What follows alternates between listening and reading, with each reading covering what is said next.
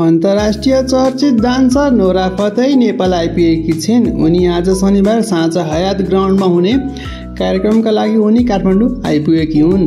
उनी बिहान 8:30 बजे त्रिभुवन अन्तर्राष्ट्रिय विमानस्थलमा आइपुगेकी थिइन् भने आयोजक टिमले पञ्चेबाजासहित भव्य स्वागत गरेको छ। साथै उनले पहिलो पटक नेपाल आउन पाउँदा निकै खुसी लागेको बताइन्। उनको टिममा रहेको अन्य सदस्यहरू हिजो नै काठमाडौँ आइसकेका छन्।